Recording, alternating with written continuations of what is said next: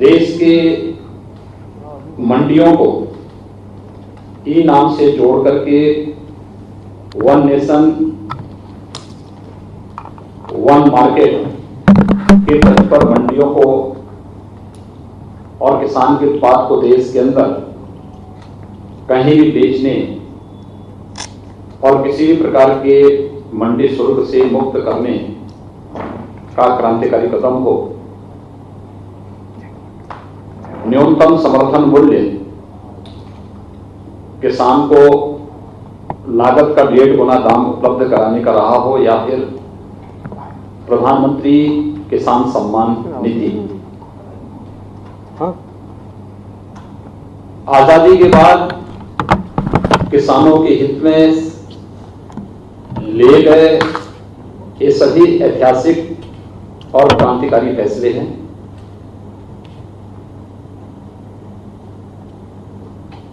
कृषि संबंधी सुधार से जुड़े हुए जो महत्वपूर्ण बिल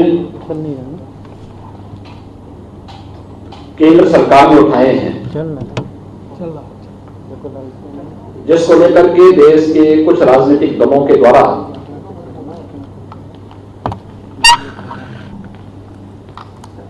वातावरण खराब करने का प्रयास किया जा रहा है। खासतौर पर एपीएमसी एक्ट, जो मॉडल एपीएमसी एक्ट है, इस पर राजनीतिक दलों का वर्तमान रवैया उनके दोहरे चरित्र को प्रदर्शित करने वाला है। अगर हम देखेंगे कि कांग्रेस नेतृत्व की यूपीए सरकार ने 2004 से लेकर के 2014 तक इस देश के अंदर शासन किया था। उस सरकार में कांग्रेस पार्टी के नेतृत्व में जो सरकार 2004 से 2014 तक देश के अंदर शासन की, यूपीए की उस सरकार में NCP, left, DMK, Samajwadi Party, Bahujan Samajwadi Party, TMC जैसे राजनीतिक दल या तो सरकार में शामिल थे या सरकार को समर्थन कर रहे थे।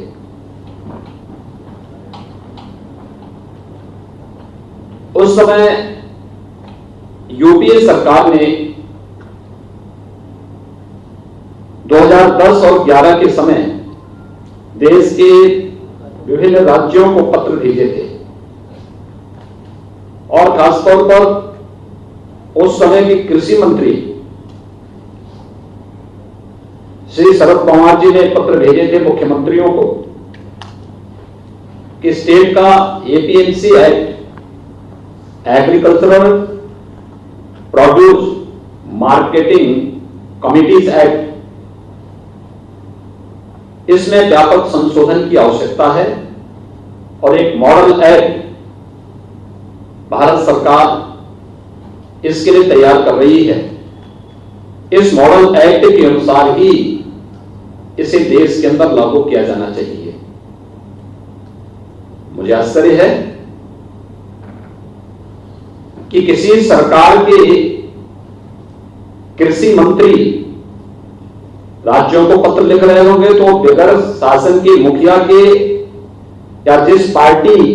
के नेतृत्व में सरकार चल रही है उस पार्टी के मुखिया को इस बात की जानकारी न हो, ये बड़ी अजीब सी बात है। डॉक्टर मनमोहन सिंह जी देश के प्रधानमंत्री थे, श्रीमती सोनिया गांधी जी यूपीए की चेयरपर्सन थी, श्री राहुल गांधी जी का एक अहम रोल तब भी कांग्रेस महासचिव के रूप में उस समय भी था, और एक सांसद कांग्रेस पार्टी के सांसद भी थे।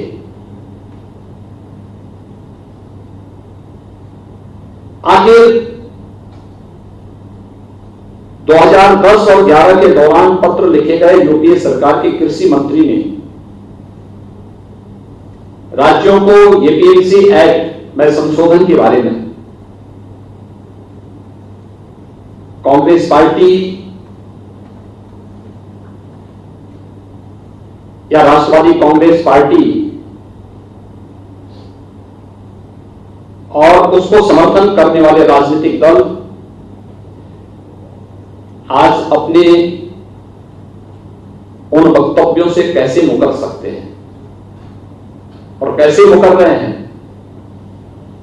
ये इनके दोहरे चरित्र को प्रदर्शित करता है और किसानों, भोले भाले किसानों के कंधे पर बंदूक रख करके कैसे देश के अंदर ये लोग अराजकता का माहौल पैदा करने का कुत्सित प्रयास कर रहे हैं, इसका एक उदाहरण ये घटना है। याद करिए 2014 में दिल्ली के अंदर कांग्रेस की श्रीमती शीला दीक्षित की सरकार हटी थी और आम आदमी पार्टी की सरकार बनी थी। तब कांग्रेस पार्टी के अध्यक्ष के रूप में श्री राहुल गांधी ने एक बात कही थी। कांग्रेस पार्टी के महासचिव के रूप में श्री राहुल गांधी जी ने उस समय एक बात कही थी कि आखिर कांग्रेस क्यों हारी थी, और उन्होंने इस बात का समर्थन किया था कि कांग्रेस पार्टी एपीएमसी एक्ट के अंदर संशोधन करने की पक्षधर है और वह सब्जी और फलों को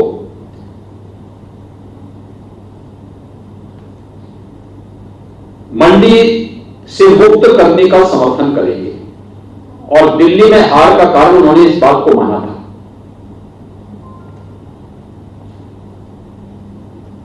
यही नहीं,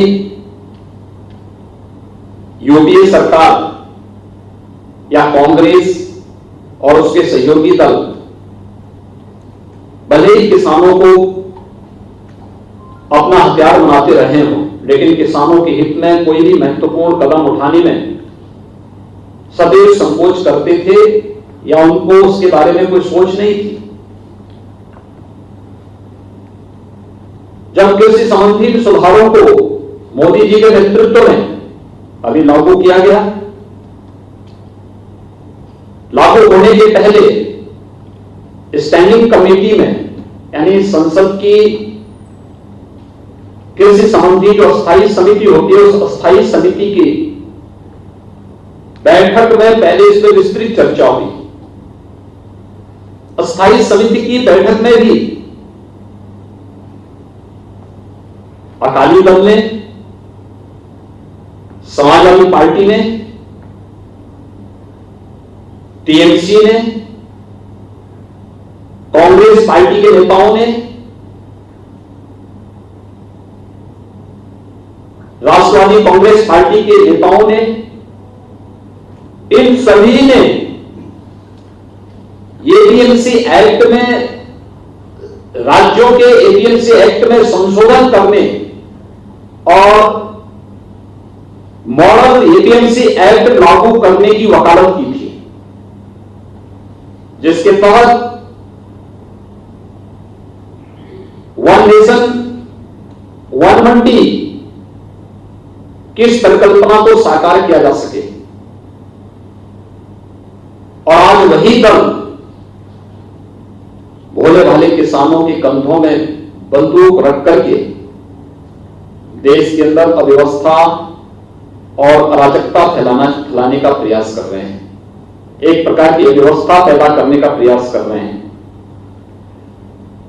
ये राजनीतिक दलों के दोहरे चरित्र को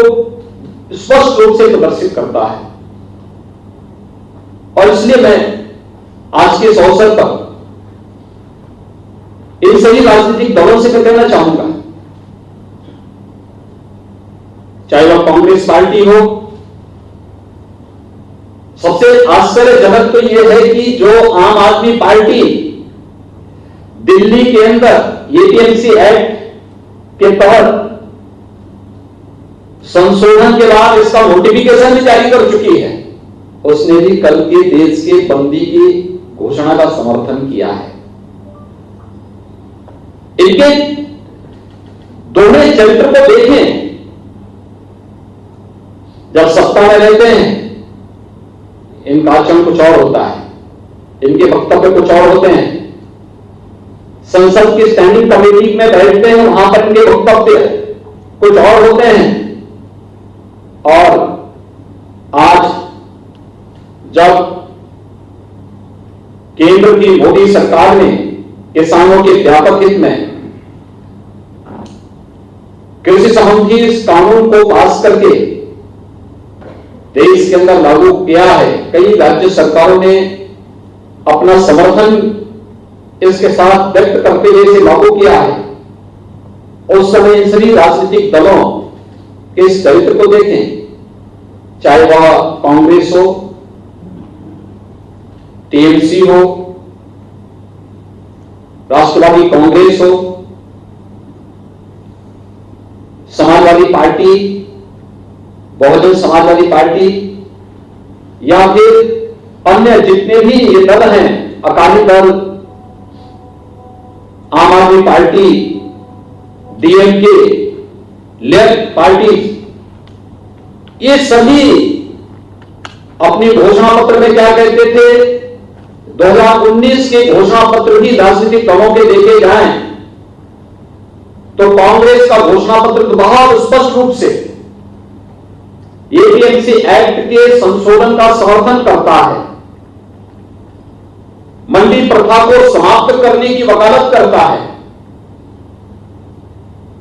लेकिन अगर वही कदम भारतीय जनता पार्टी नेतृत्व की एनडीए सरकार ने उठाया है तो आज ये लोग देश के अंदर अव्यवस्था और अराजकता का सा वातावरण पैदा करके भोलेवाली किसानों को गुमराह करने का प्रयास कर रहे हैं। यह देश इन राजनीतिक दलों के इस दोहरे चरित्र का जवाब पहले ही दे चुका है। इन सभी राजनीतिक दलों को जनता के सामने माफी मांगनी चाहिए कि इन्होंने संसद में भी, सरकार में रहते हुए भी, 2019 के लोकसभा चुनाव के दौरान भी और उस चुनाव के उपरांत भी संसद की अस्थायी समिति की बैठक के दौरान भी जब परस्पर चर्चा अस्थायी समिति के सामने इस बिल पर हुई थी, तब भी इन लोगों ने जो बातें कही थी आज उससे स्वयं मुकरते हुए दिखाई दे रहे हैं। राजनीति मूल्यों और आदर्शों की होती है, राजनीति सिद्धांतों की होती है। राजनीति अगर मूल्य और आदर्शों के बगैर हो और बिन टेंडर लोटे की तरह लुढ़कते हुए दिखाई दे तो फिर वह राजनीति कभी भी जन विश्वास का प्रतीक नहीं बन सकती। और उस जन विश्वास पर कुठाराघात कर रहे हैं ये सभी राजनीतिक दल, जिन्होंने कृषि संबंधी सुधार के महत्वपूर्ण कदमों का सत्ता में रहते हुए समर्थन किया था, स्टैंडिंग कमेटी की बैठक में समर्थन किया था, कुछ दलों ने इसके ऑर्डिनेंस का समर्थन भी किया था, अपने इलेक्शन के मैनिफेस्टो को इसका हिस्सा बनाया था। और आज जब इस प्रकार के व्यापक सुधारात्मक कदम को केंद्र सरकार किसानों के व्यापक हित में उठाती है तो वही लोग आज इसका विरोध भी करते हुए दिखाई दे रहे हैं। ये दोहरा चरित्र देश कतई बर्दाश्त नहीं करेगा। खासतौर पर कांग्रेस जैसे राष्ट्रीय दल को यह कतई शोभा नहीं देता कि वह किसानों के कंधों में बंदूक रख करके आम जनमानस की जिंदगी के साथ खिलवाड़ करे। और वह भी तब जब यह देश कोरोना के खिलाफ एक महत्वपूर्ण लड़ाई को पूरी मजबूती के साथ लड़ रहा हो। ये सीधे सीधे उन भले भले किसानों के स्वास्थ्य के साथ खिलवाड़ भी है। और कोरोना के खिलाफ देश की लड़ाई को कमजोर करने की साजिश का हिस्सा थी।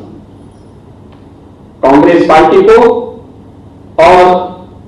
उन सभी राजनीतिक दलों को जो पहले इसका समर्थन करते थे, अलग अलग स्टेज पे इन्होंने समर्थन किया और आज वे लोग भारत बंद का समर्थन करके अव्यवस्था और अराजकता फैलाने का जो कुत्सित चेष्टा कर रहे हैं, उन सबको देश की जनता से माफी मांगनी चाहिए और देश के सामने स्पष्ट करना चाहिए कि 2010-11 के दौरान जिस यूपीए सरकार ने एपीएमसी एक्ट में व्यापक संशोधन की वकालत की थी और राज्यों के मुख्यमंत्रियों को इससे संबंधित पत्र लिखे थे, उस समय उन्होंने उस यूपीए सरकार को क्यों समर्थन किया? इन्होंने अपने इलेक्शन मैनिफेस्टो में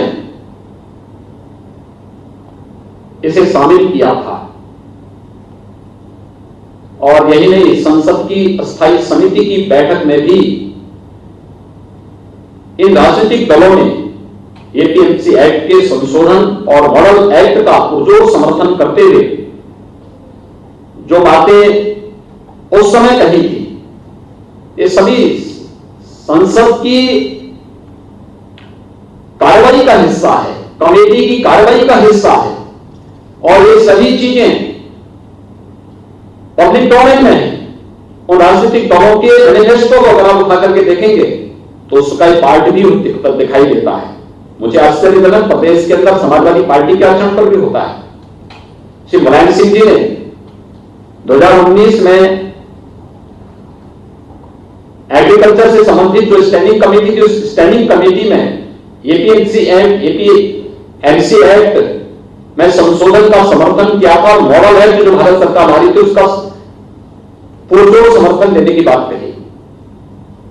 उनके साथ ही टीएमसी ने, अकाली दल ने और तमाम अन्य दलों ने भी इन बातों पर समर्थन किया था कि मॉडल एक्ट आना चाहिए क्योंकि किसानों के हित में है। अगर किसानों के हित में है